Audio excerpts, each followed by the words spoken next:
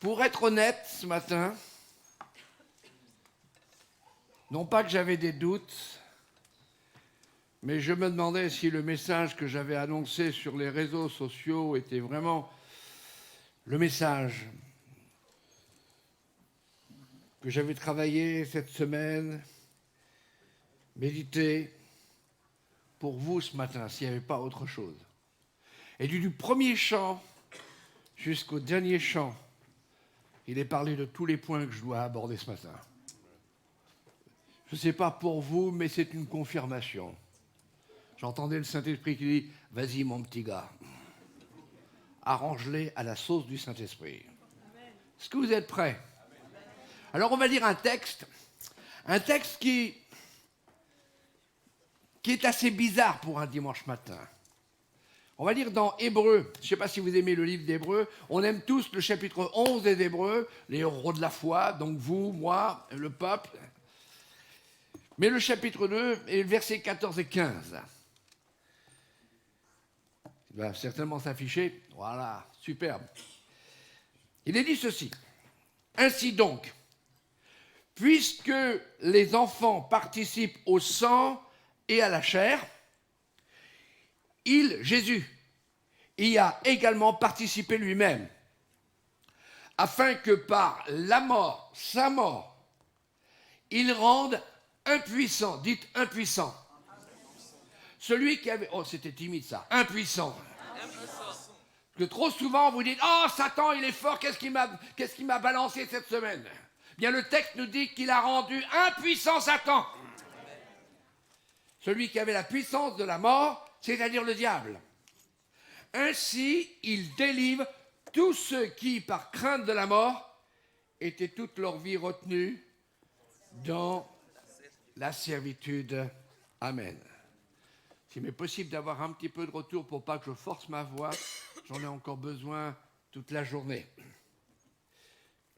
Je voudrais qu'on se penche un petit peu sur ce texte de l'Épître aux Hébreux et que nous prenions un petit temps pour découvrir l'importance de ce texte, l'enseignement que l'on peut tirer pour notre vie. Ces versets nous parlent du début et de la fin du ministère de Jésus, de la vie terrestre de Jésus. Ce qui ôte tout doute, toute question sur le pourquoi de la venue de Jésus sur la terre. Et donc, le thème que j'aimerais aborder ce matin, c'est pourquoi Jésus est venu. Nous sommes dans la période des fêtes de Noël, et beaucoup, pour ne pas dire une grande majorité, et j'espère pas les chrétiens. Mais on ne fait pas le rapprochement avec ce grand événement qui, pour moi, a changé ma vie. Jésus est venu sur cette terre et il a changé ma vie. Est-ce qu'il a changé ta vie? Amen. Dieu n'a pas seulement parlé de son ciel et émis le souhait qu'il voulait notre bien, notre salut. Dieu a fait plus que la prière, plus qu'un souhait, plus qu'un désir. Il est l'exemple parfait, le modèle parfait de notre thème. Il a prié et il a agi. Prier et agir. Il a parlé, mais il a surtout agi. De même, Jésus venant dans ce monde n'a pas seulement parlé, mais il a surtout agi et agi pour notre salut. Et si on me demandait, donnez-moi en quelques mots la définition de Noël, j'oublierais la crèche, j'oublierais l'étable, j'oublierais le bœuf, sauf dans mon assiette. L'âne, n'en parlons plus. Les bergers, vous verrez ça cet après-midi. Mais je dirais, pour nous croyants, pour nous disciples de Jésus-Christ, Noël, c'est Dieu en action. Amen. Dis-le à ton voisin, Noël, c'est Dieu en action. Et ça va peut-être rassurer, comme ça ton porte-monnaie sera moins vide. À Bethléem, c'était quelque chose que j'ai lu ce matin dans mes méditations. Le matin, je passe beaucoup de temps à lire des méditations de serviteurs de Dieu, puis j'en vois aussi les miennes. Mais à Bethléem, Dieu a démontré qu'aimer, c'est donner. Et tu ne peux pas donner sans agir. Si votre femme est à côté ou votre promise,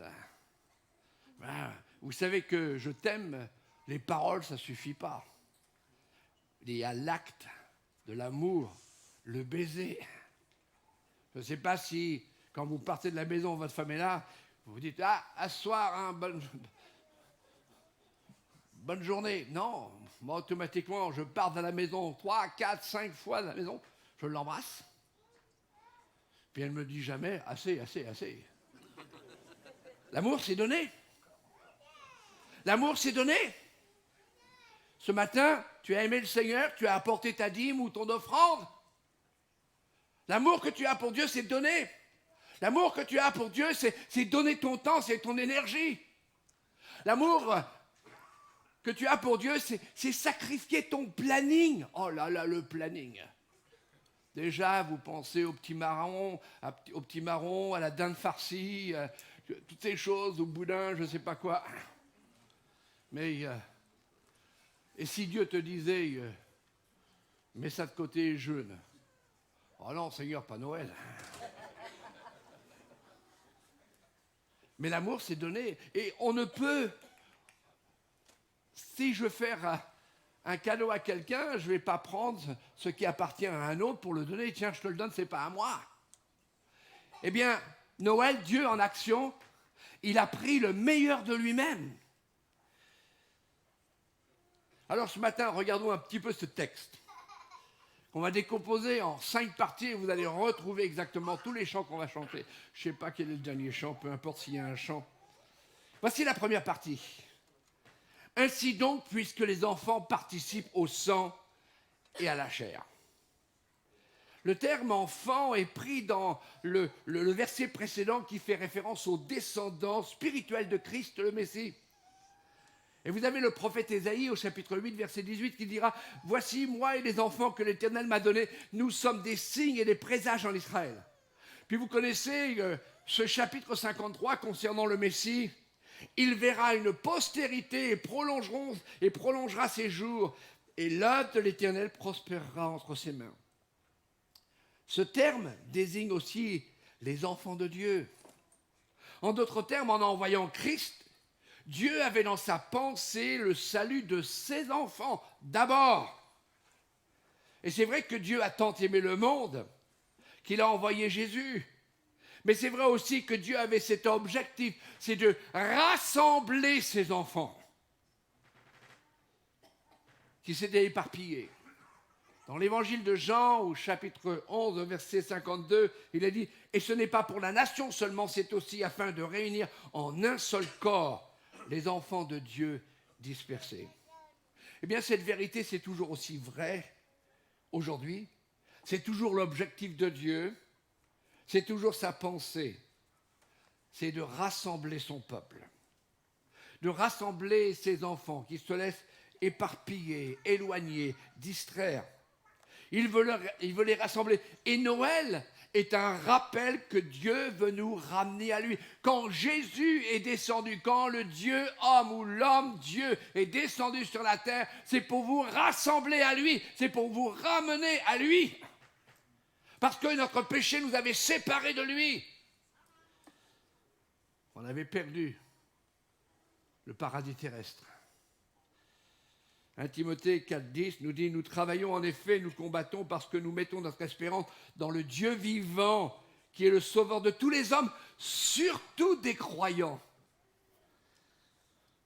Et chacun d'entre nous est appelé à rappeler que nous avons été adoptés.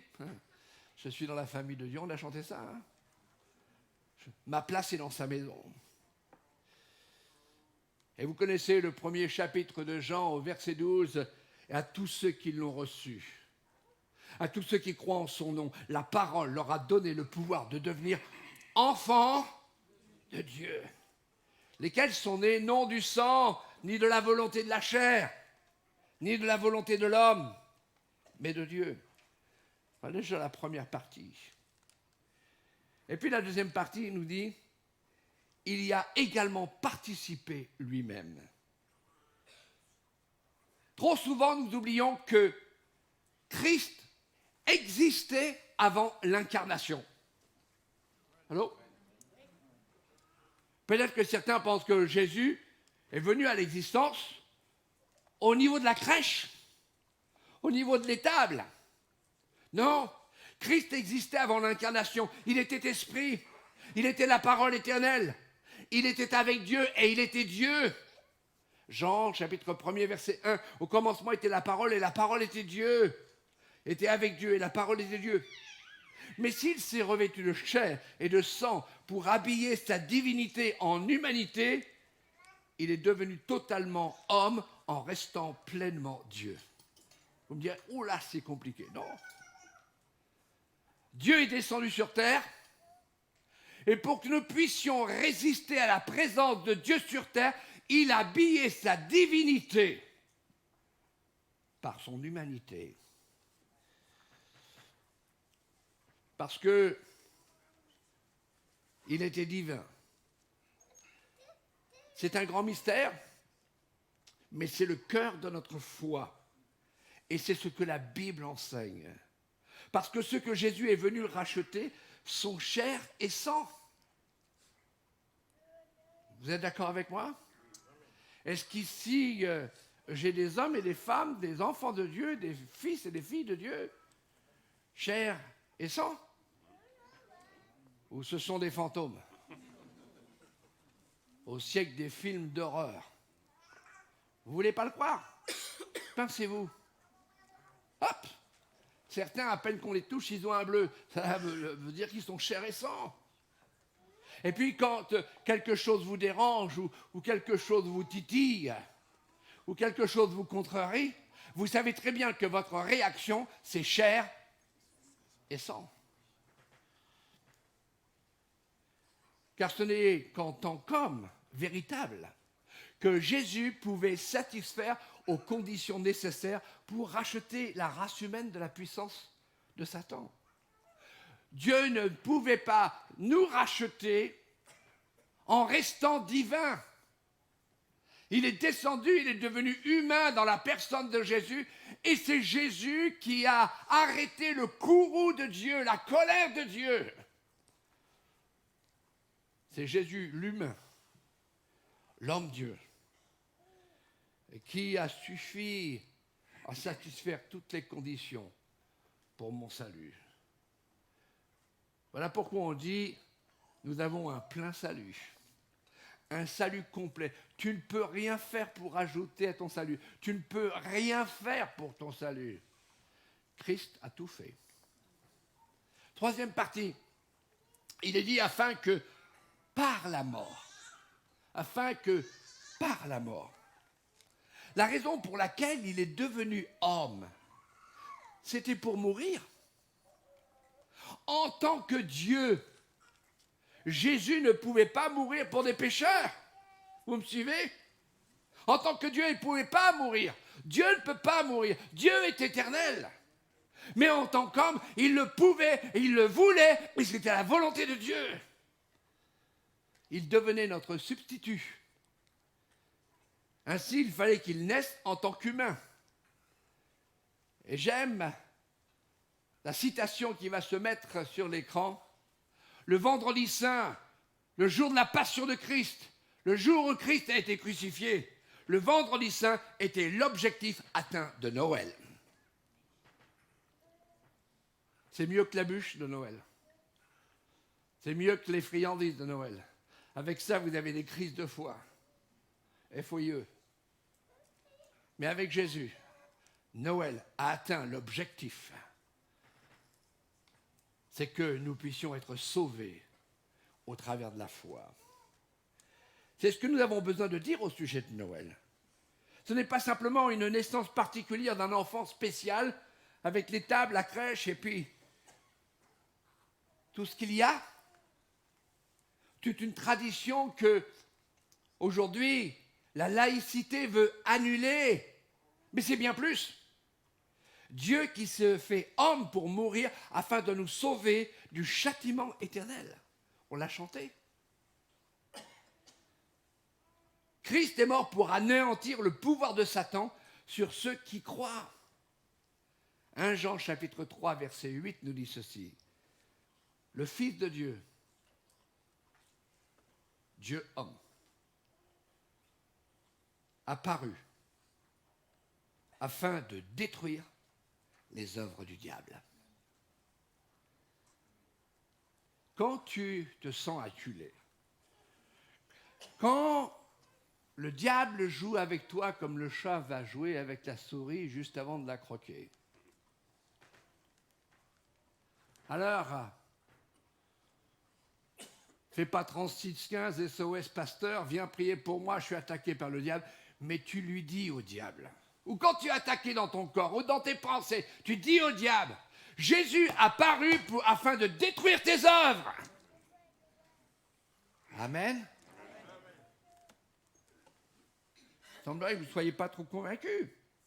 Il est mort pour les délivrer de la crainte de la mort, en leur promettant la vie éternelle avec Dieu. Le premier chapitre d'Apocalypse au verset 18 nous dit « Je suis le premier, le dernier, le vivant. J'étais mort et voici je suis vivant au siècle des siècles. Je tiens les clés de la mort et du séjour des morts. » Et Jésus dira le jour de la fête, « Or la vie éternelle, c'est qu'ils te connaissent, toi, le seul vrai Dieu, et celui que tu as envoyé, Jésus-Christ, Dieu homme. » Voilà la véritable valeur de Noël. On continue, vous voulez bien ? Je crois que c'est la 4e partie. Et Jésus va rendre impuissant celui qui avait la puissance de la mort, c'est-à-dire le diable. En naissant, Christ a mis en danger le diable. Vous avez entendu ? En naissant, peu importe que ça soit décembre, octobre, novembre ou février ou mars, c'est une date que les hommes ont balancée comme cela. Mais on sait que Jésus est né. Eh bien, lorsqu'il est né, il a mis en danger le diable. Mais en mourant, Christ a rendu inefficace le diable. Comment ? On l'a chanté encore.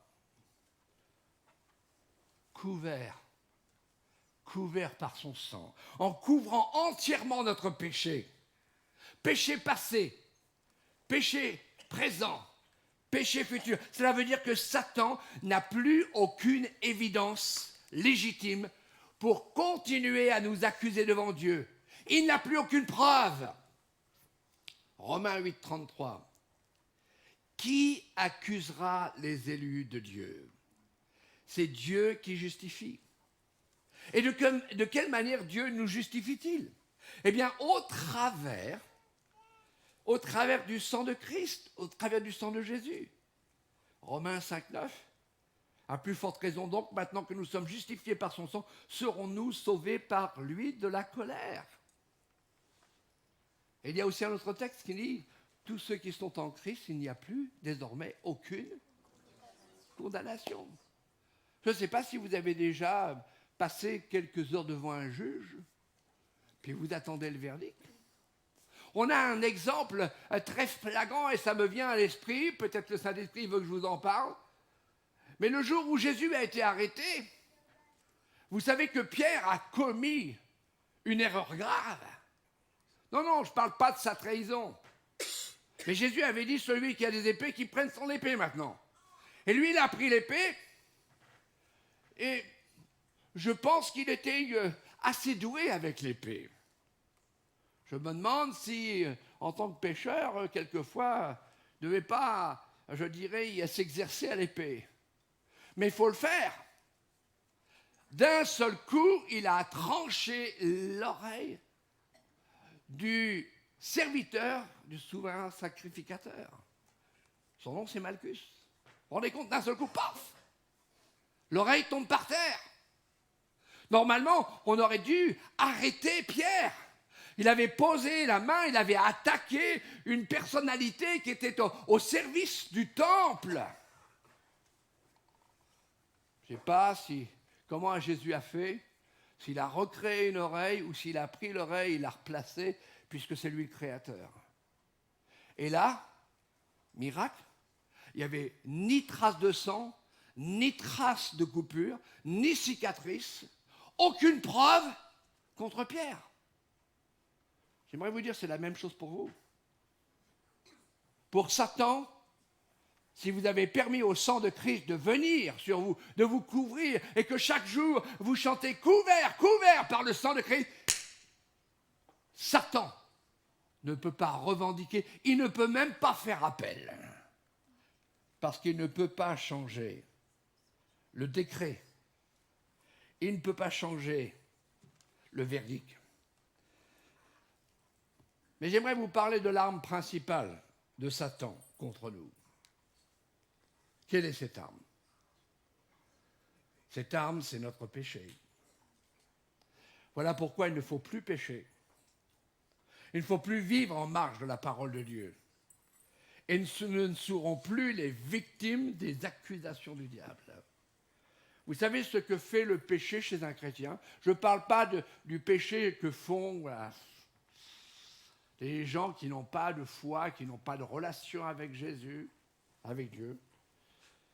Le péché chez un chrétien amène la tristesse, la mélancolie, la déprime, ce sentiment d'isolement, cette séparation de sa présence qui procure la joie de vivre. Mais si la mort de Jésus ôte le péché, alors l'arme principale du diable est arrachée de sa main. Mais nous, il nous faut vivre de sainteté en sainteté, de sanctification en sanctification. Vivre constamment couvert par le sang de Jésus. Le diable ne pourra plus déposer plainte et réclamer notre mort. Parce que, comme nous l'avons chanté, le juge nous a acquittés. C'est une chose réglée. Mais si on continue, Romain dira, c'est pas parce que notre péché est pardonné, est absous, nous sommes couverts, qu'on peut continuer à pécher. Non. Il faut vivre dans la sainteté, vivre dans la droiture, vivre dans la justice, vivre dans les empreintes du Maître. J'arrive à la dernière partie. Donc ce Noël que nous devons célébrer, nous devons le célébrer avec la reconnaissance de cette puissance. Nous sommes couverts par le sang de Jésus. Dernière partie, ainsi il délivre tous ceux qui, par crainte de la mort, étaient toute leur vie retenus dans la servitude. Ainsi nous sommes libres. Allô? Est-ce que vous êtes libres? Est-ce que vous êtes libérés de la crainte de la mort? Dieu nous a justifiés. Satan ne peut renverser ni contrecarrer ce décret. Vous savez, quand un juge va déclarer pour faute de preuve, j'annule la condamnation. Eh bien, on ne remet pas le prisonnier en cellule, mais immédiatement, il est libéré. Est-ce que Dieu a dit, pour toi, mon frère, ma soeur, j'annule ta condamnation? Alors, immédiatement, tu es libre. Et si nous n'avons plus besoin de craindre notre dernier et grand ennemi qui est la mort, alors nous n'avons plus à craindre quoi que ce soit. Par la venue de Christ, nous sommes et nous pouvons devenir libres. Libres pour la joie. Es-tu un chrétien joyeux? Ah, il y a quelques amen. Moi, j'attendais. Écoutez, je ne sais pas si vous êtes au courant, mais les anges sont en train de vous filmer. Et c'est du HD. Alors souriez, vous êtes filmés. Libre pour la joie de Noël. Libre pour cette communion merveilleuse des enfants de Dieu. Je ne sais pas si ce matin, vous êtes partis de votre maison en disant « Waouh, c'est super, je vais rencontrer mes frères. » Et justement, il y en a un qui passe devant vous. « Ah, celui-là, ou celle-là. » Non, moi je suis content. J'ai prié ce matin avec mon épouse. D'ailleurs, on va te rencontrer, mais ce qui est merveilleux, c'est qu'on va rencontrer nos frères. Et chez nos frères et nos sœurs, il y a Christ. Si je ne peux pas vous rencontrer, je ne pourrais pas rencontrer Christ. Mais il m'a libéré de toute vexerie. Excusez-moi, mais excusez-moi le terme. On coupe la vidéo. Vous pouvez me faire toutes sortes de vacheries. Je suis couvert. Et j'aime bien le bœuf. Un bon boucher là. Je sais pas comment tu dis, la viande qui... tu la mets comme ça dehors au soleil pendant 3 ans, puis après elle est bonne. Mais, normalement, écoutez bien, parce que c'est ce qui divise les églises. C'est ce qui sépare les chrétiens. C'est ce qui sépare quelquefois les foyers. La susceptibilité. Ah, il m'a pas dit bonjour. Ah, il m'a dit ça. Ah, il m'a balancé ça. Arrête! Tu es couvert par le sang. Tu es immunisé. Parce que le diable va justement se saisir des personnes que tu aimes pour te blesser. Non, c'est pas vrai? Je suis couvert. Permettez que je dise autre chose? Je suis blindé. Vous avez compris là? Eh bien, couvert par le sang de Christ. On ne peut plus vivre dans la crainte, on ne peut plus vivre dans la susceptibilité, dans la vexerie ou la vexation, peu importe comment vous dites. Et vous êtes dans la joie, vous êtes libre de rencontrer vos frères. Puis le Seigneur va aller encore plus loin. Il va vous faire rencontrer ceux, justement, qui vous ont torpillé. Mais comme vous êtes couverts par quoi? Par le sang, ce sang qui a pardonné tous vos péchés. Vous ne pouvez pas faire autrement que de pardonner. Et puis, laissez de côté, c'est-à-dire dans le passé. Vous êtes libre pour aimer. Vous êtes libre pour servir. Vous êtes libre pour secourir. Vous êtes libre parce qu'il a changé votre vie. Vous êtes libre pour l'adorer. Je pense que notre Église a besoin d'être encore plus couvert pour que lorsqu'il y ait dans l'adoration, un moment d'adoration, on puisse exploser de joie, de reconnaissance. Vous savez, si des étrangers, spécialistes des étoiles, sont venus de l'Est uniquement pour adorer le roi des rois, à combien plus forte raison, nous qui sommes enfants de Dieu, nous devons chaque jour adorer le roi des rois. L'agneau de Dieu qui ôte notre péché et l'accusation de l'ennemi ne pèse plus aucunement dans la balance de Dieu notre juge. C'est cela la venue de Jésus. C'est une bonne nouvelle pour tout le peuple qui sera un sujet de joie.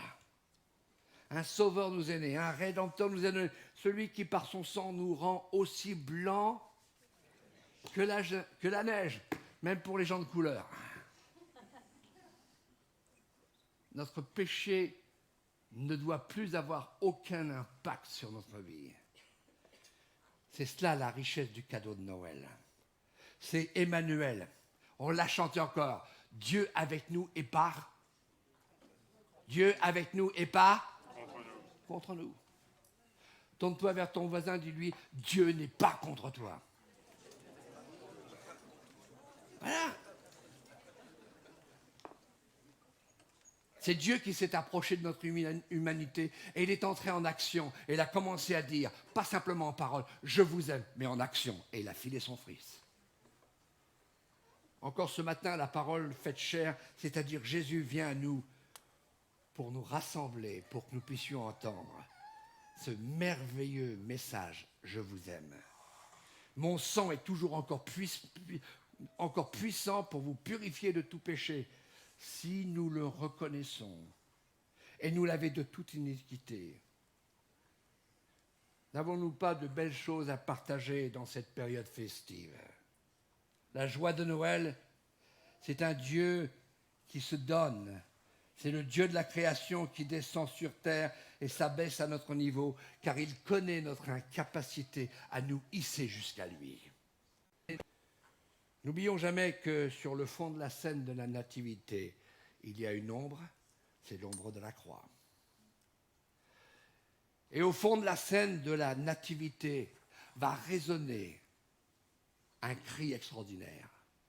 tout est accompli. Est-ce que tu peux le dire en voix? Tout est accompli. Pour moi, tout est accompli.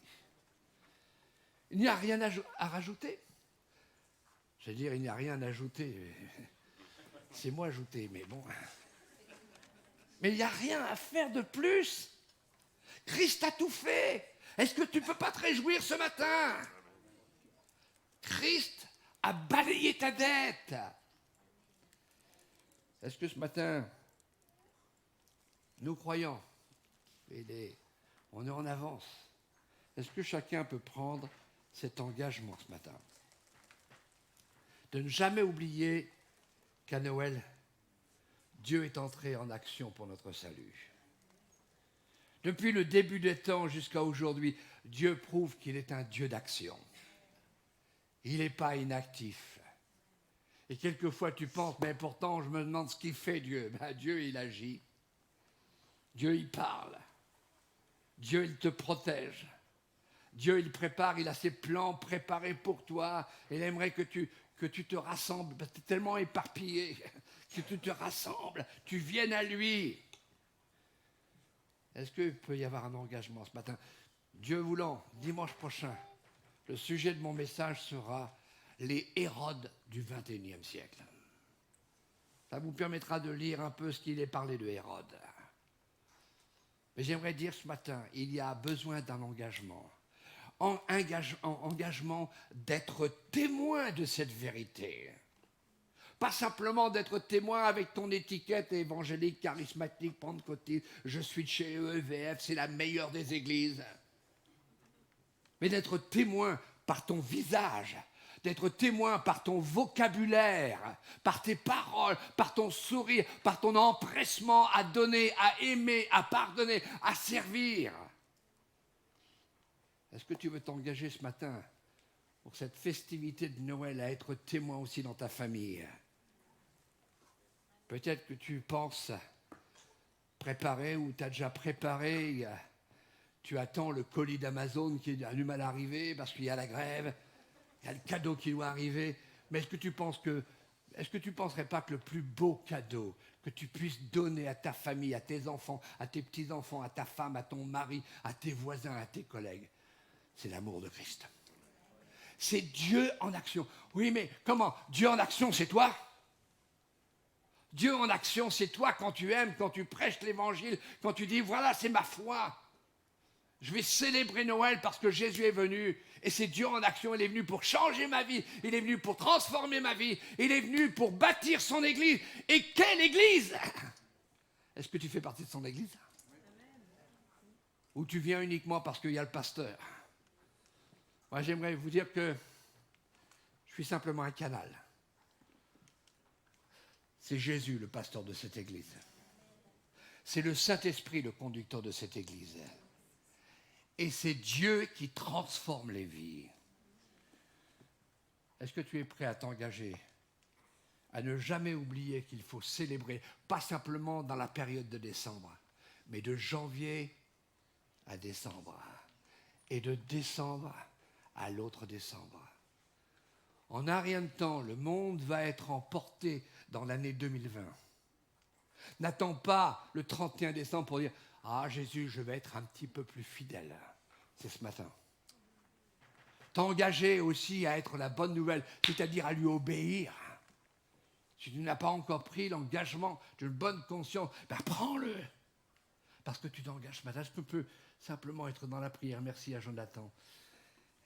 Est-ce qu'on peut baisser nos têtes et repenser à ce qui a été dit ce matin? Et j'ai voulu être simple, j'ai voulu être direct. Mais j'aimerais vous dire que Dieu veut nous rassembler ce matin. Jésus, à un moment donné, en regardant son peuple, en regardant sa nation, en regardant sa ville, la ville de David, la ville du roi, Jérusalem, il dira: j'ai voulu vous rassembler comme une poule rassemble ses enfants, mais tu n'as pas voulu. Est-ce que ce matin, Jésus dit, je veux vous rassembler, mais toi, tu ne veux pas t'assembler avec moi. Toi, tu ne veux pas reconnaître. Toi, tu ne veux pas t'engager. Tu ne veux pas me faire confiance. Tu ne veux pas abandonner ta voie de péché. Tu ne veux pas abandonner ta résistance. Est-ce que ce matin, tu veux vraiment t'engager à devenir la bonne nouvelle? Est-ce que tu veux t'engager à devenir un sujet de joie pour ceux qui sont dans la tristesse, dans la misère, dans la condamnation? Ce matin, si le message t'a parlé ce matin et si tu sens que à nouveau tu dois t'engager, je te demande de te lever à ta place. Moi, personnellement, je penserais que l'Église devrait tous se lever. On devrait tous se lever et dire, Seigneur, on s'engage. Il y a tellement de gens à sauver. Il y a tellement de perturbations dans notre société, spécialement en ce moment, avec les cris de colère, avec les manifestations, avec la casse. Mais Jésus est venu pour réparer la casse. Et quand on s'engage, vous savez ce qu'on fait? On devient une menace pour Satan. Jésus, à nouveau, arrache l'arme dans la main de celui qui est l'accusateur. Frères et sœurs, offrons-nous ce matin. Offrons-nous au Seigneur. Peut-être que tu es là ce matin et tu n'as pas encore fait le pas d'accepter Jésus dans ton cœur ou de te livrer. Tu aimes l'Église, on dirait que tu es l'ami de l'Église, tu aimes les chrétiens, mais il n'y a pas eu cette relation, il n'y a pas une relation avec le Fils de Dieu, avec Dieu lui-même. Un jour, Jésus dira à quelqu'un qui était religieux, tu n'es pas loin du royaume de Dieu. Mais le problème, c'est qu'il n'était pas dans le royaume de Dieu. Peut-être que tu n'es pas loin. Mais rappelle-toi, Dieu en action, il veut te rassembler. Il veut te faire entrer dans le royaume de Dieu, dans son royaume de justice. Seigneur, ce matin, humblement, tu m'as confondu par les chants ce matin, en me disant, c'est exactement, tu avais des hésitations. C'est exactement ce que je veux que tu parles, que tu transmettes. Et Seigneur, nous voulons être de ceux qui répondent ce matin. Moi aussi, je veux encore m'engager à être davantage un sujet de joie. Et je veux être le témoin véritable de ce que je suis, couvert par le sang. Est-ce que tu veux dire à haute voix, je suis couvert par le sang de Jésus? Alléluia. Est-ce que tu veux dire, je veux être un sujet de joie? Seigneur, étends tes mains sur cette assemblée maintenant. Et que lorsque nous allons terminer, Seigneur, cette assemblée, nous puissions avoir la joie d'aller saluer les uns les autres et de nous bénir les uns les autres. Et nous te prions d'avance aussi pour cette fête de Noël cet après-midi, afin que Dieu soit en action. Et nous savons qu'il ne cesse jamais. Nous avons un Dieu qui ne fait jamais grève. Il est toujours prêt à nous emporter. À ton nom soit seul la gloire. Amen. Que Dieu vous bénisse.